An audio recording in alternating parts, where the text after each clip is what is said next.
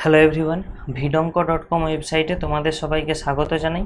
আমি সৌরভ দে, তোমাদের math tutor. এখানে যে প্রশ্নটি নিয়ে আলোচনা করব, দেখো এখানে আমাদেরকে একটি সমাধান করার প্রশ্ন বলেছে। এক্স এর একটি সমীকরণ দেওয়া আছে এবং সেখান থেকে আমাকে সমাধান করে এক্স এর মান নির্ণয় করতে হবে। তো আমরা এখানে সূচকের ধর্ম লাগিয়ে এই সমীকরণকে সমাধান করব। তো আমরা যেটা দেওয়া আছে, আমরা একটা ধর্ম জানি যে যদি সূচকের ধর্ম এটা a to the power m তার whole to the power n থাকলে আমরা জানি কি হয় না, এই পাওয়ারের অংশগুলো গুণ হয়ে যায় এবং a to the power mn হয়। তাহলে এখানে দেখো 3 টু দি পাওয়ার 3x আছে। তো দেখো আমি এই সমীকরণ থেকে কি লিখতে পারি, 3 টু দি পাওয়ার 3x কে আমি এরকম লিখতে পারি 3 টু দি পাওয়ার x এর হোল কিউব। ঠিক আছে, এই ডান দিকে থাকা 10 ইন্টু 3 টু দি পাওয়ার এক্সকে আমরা লেফটে আনলে আমরা পেয়ে যাবো -10 into 3 two the power x, এবং এখান থেকে আমরা পেয়ে যাব +9 ইকুয়াল টু 0। তো দেখো এখানে আমরা এটাকে এখানে এরপরে আমরা কি করব, আমরা ধরো 3 টু দি পাওয়ার এক্সকে আমরা আমাদের সুবিধা অনুযায়ী টি ধরে নিচ্ছি।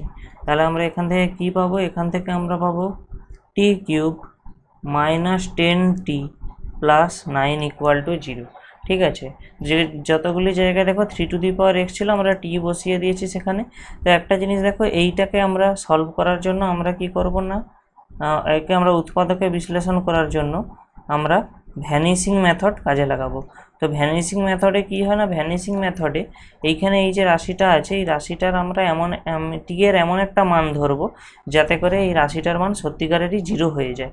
ঠিক আছে, তাহলে সেরকম আমরা যদি দেখি, তো দেখো আমরা যদি টি এর মান অ্যাকচুয়ালি 1 বসিয়ে দিই তাহলে এটা 0 হয়ে যাবে। দেখো টি এর মান 1 বসালে এখান থেকে আমরা পাবো 1, এবং এখানে +9, তাহলে এই 1 এবং 9 মিলে হবে 10, এবং এখানে 1 বসালে আমরা পাবো -10। তাহলে দেখো 10 আর -10 মিলে আমাদের 0 হয়ে যাচ্ছে। তার মানে টি এর ইকুয়াল টু 1 কী হবে, এই সমীকরণে একটা সমাধান হবে। এটা মানেই হলো t-1 এই রাশিটার একটা উৎপাদক হবে। তো আমরা এখানে বসিয়ে দিতে পারি t-1 t-1 t-1। এটা টোটালি ভ্যানিশিং মেথড দিয়ে সলভ করার যে উপায় সেটাই বলছি। তো দেখো এখানে আমরা 3বার t-1 কেন লিখলাম, কারণ আমাদের টি কিউব ছিল। তো দেখো টি কিউব আনার জন্য আমাকে প্রথমে এখানে টি স্কোয়ার দিয়ে গুণ করতে হবে, তাহলে এই ব্র্যাকেটের অংশটা গুণ হয়ে যাবে টি কিউব মাইনাস টি স্কোয়ার। এবারে দেখো অরিজিনাল রাশিটাতে টি স্কোয়ার কোনো টার্ম নেই, তাহলে আমাকে ওই টি স্কোয়ারটা কাটার জন্য এখানে +t দিয়ে গুণ করতে হবে। দেখো তাহলে এখান থেকে আমরা একটা +t স্কোয়ার পাবো, এবং আগে আমরা পেয়েছিলাম -t স্কোয়ার, এরা কাটাকাটি হয়ে যাবে। ওকে, তারপরে আমরা এখান থেকে পাচ্ছি দেখো -t। এবারে আমাদের প্রশ্নে কত ছিল, -10t, তাহলে ওটাকে মেলানোর জন্য আমরা এখানে একটা -9 দিয়ে গুণ করছি। তাহলে দেখো এখানে -9 দিয়ে আমরা যদি গুণ করি তাহলে -9t + 9 হয়ে যাবে, এবং আলটিমেটলি আমাদের রাশিটা পুরোটা যেটা অরিজিনাল ছিল সেটাই পেয়ে যাচ্ছি।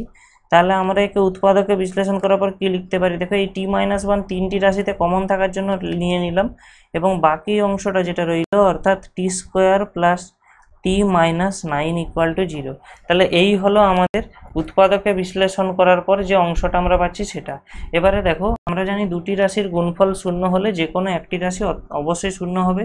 তো আমরা বলতে পারি হয় t-1 ইকুয়াল টু 0 অথবা t square plus t-9 equal to 0। তো আমাদের এখানে দুটো কেস এলো, একটা হলো তার মানে কি বলতে পারি t-1 ইকুয়াল টু যদি 0 হয়, দেখো তাহলে আমরা এখান থেকে কী পেয়ে যাবো না t ইকুয়াল টু 1। এবারে টি এর মান আমরা কি ধরেছিলাম 3 টু দি পাওয়ার এক্স, তাহলে 3 two the power x equal to 1। এটা মানে দেখো 3 টু দি পাওয়ার এক্স, এবারে আমরা কি জানি a টু দি পাওয়ার 1 হবে যদি a শূন্য ছাড়া অন্য কোনো বাস্তব রাশি হয়। তাহলে আমরা এখানে 1 আছে, এর জায়গায় আমরা কি লিখতে পারি 3 টু দি পাওয়ার 0, এবং আমরা জানি সূচকের ধর্ম অনুযায়ী এখান থেকে আমরা লিখতে পারি x ইকুয়াল টু 0। ঠিক আছে, এবারে আরেকটা কেস যেটা সেটা আমরা লক্ষ্য করি কি আসছে, t square plus t-9 equal to 0। দেখো এটাকে এমনিতে আমরা আর মিডিল টার্ম ফ্যাক্টরাইজেশন করতে পারবো না, সেই কারণে আমরা শ্রীধরাচার্যের সূত্র লাগাচ্ছি।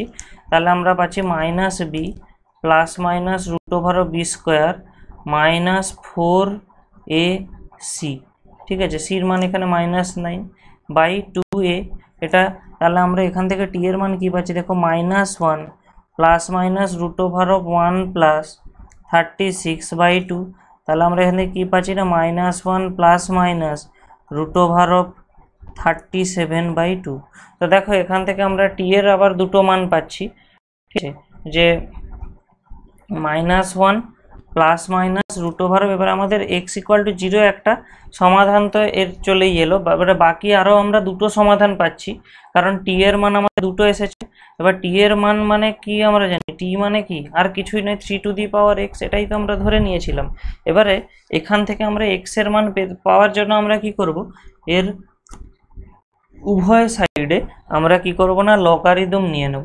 ঠিক আছে, আমরা যদি উভয় সাইডে লগারিদম নিয়ে নিই এবং যার নিধান হবে ই, তাহলে আমরা অ্যাকচুয়ালি কি পাবো, x log 3 বেস ই সমান log base e -1 plus minus root over of 37/2, এরকম একটা কেস আসছে। তো আমরা এখান থেকে কি পেয়ে যাব, দেখো এখান থেকে আমরা x এর মান তাহলে কি পাচ্ছি, দেখো log base e -1 plus minus root over of 37/2 by log base e 3। ঠিক আছে, তাহলে এখান থেকে আমরা x এর মান অ্যাকচুয়ালি কি বলতে পারি না, log -1 plus minus root over of 37/2 এবং বেস আমি এখানে 3 লিখতে পারি। কারণ এরকম যখন আমরা কি জানি, এরকম যদি হয় log b বেস a আবার log c বেস a, এটাকে আমরা লিখাতে পারি log b বেস c।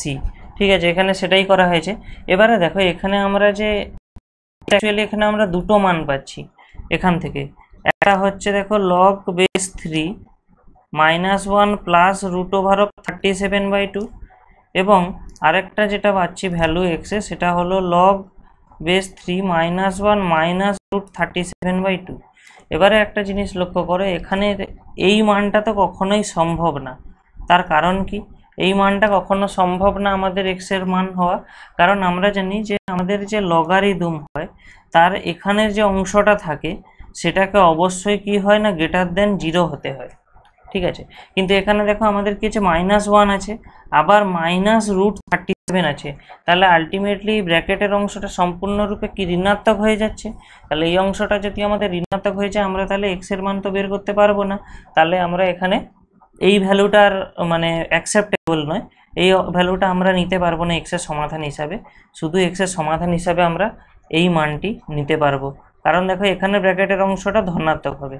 ঠিক আছে, তাহলে আমাদের অ্যাকচুয়ালি এখানে দুটো সমাধান আমরা পেলাম, x ইকুয়াল টু 0 ও x equal to log base 3 -1 plus root 37/2।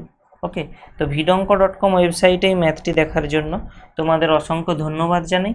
এরকমই নানা প্রশ্ন এবং তাদের সমাধানের জন্য তোমরা আমাদের ওয়েবসাইটটি ভিজিট করো। ধন্যবাদ।